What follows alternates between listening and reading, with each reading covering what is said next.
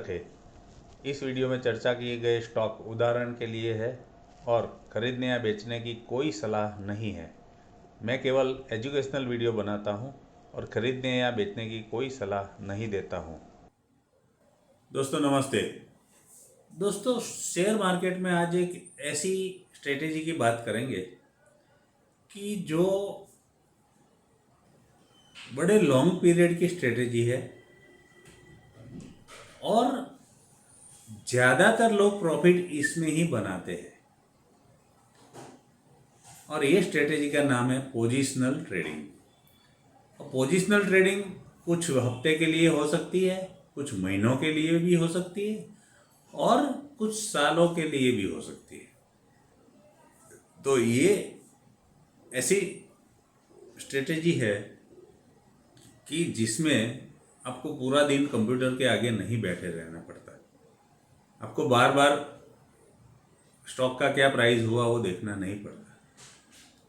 आपने एक बार सारा देख के डिसाइड कर लिया कि ये स्टॉक मुझे खरीदना है और ये मेरे टारगेट प्राइस है, तब तक रखना है तो उस हिसाब से रख लेना है।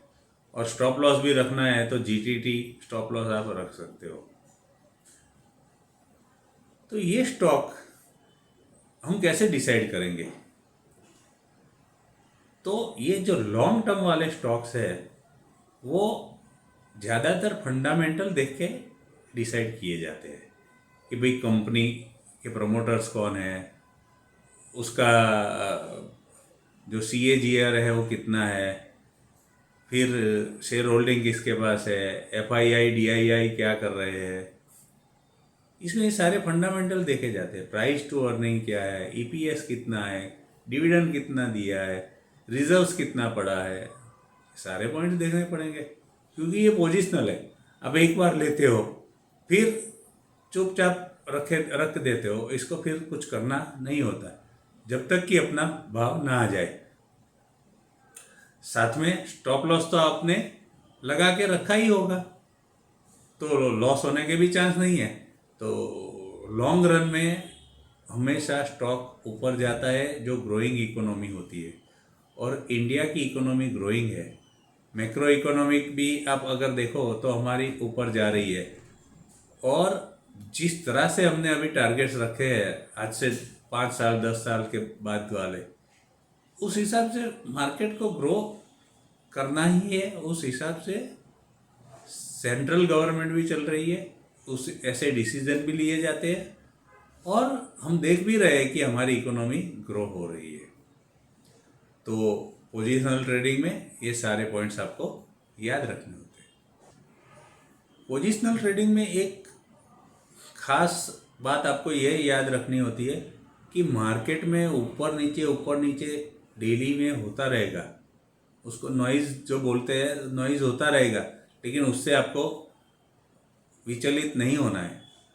आपको तो आपका टारगेट और आपका स्टॉप लॉस, ये दो चीज़ याद होनी चाहिए। और डेली कंप्यूटर पे के मोबाइल पे बैठना नहीं है। वो ले लिया रख दिया, भूल जाओ, बाकी का काम करो। इस तरह की जो सोच है वो वाले ही पोजिशनल ट्रेडिंग कर सकते हैं। अब पोजिशनल ट्रेडिंग में कौन से टूल्स यूज़ होंगे? तो एक तो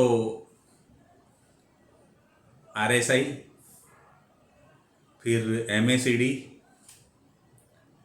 फिर मूविंग एवरेजेस तो होंगी ही होंगी, क्योंकि आपको 50 EMA और 200 EMA तो खास देखनी ही पड़ेगी।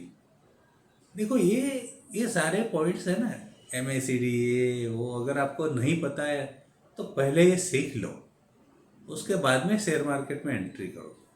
भले आप लॉन्ग टर्म का लेने वाले हो, लेकिन दूसरे पे डिपेंड रहोगे तो फिर प्रॉफिट का कुछ कह नहीं सकते। तो ये सारा पहले सीखना चाहिए, फिर एंटर होना चाहिए। भले वो डे ट्रेडिंग हो, पोजिशनल ट्रेडिंग हो, स्विंग ट्रेडिंग हो या स्कैल्पिंग हो, कुछ भी हो। तो दोस्तों आप देख रहे हैं अनिल फॉर इन्वेस्टर्स, और ऐसी स्टॉक मार्केट की हम छोटी छोटी बातें बताते हैं और आपके मुनाफे बढ़ाने की कोशिश करते हैं।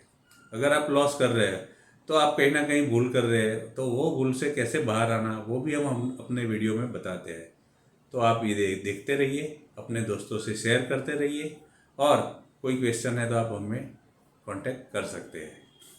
हमारी चैनल को सब्सक्राइब कीजिए और वीडियो देखते रहिए। थैंक यू दोस्तों।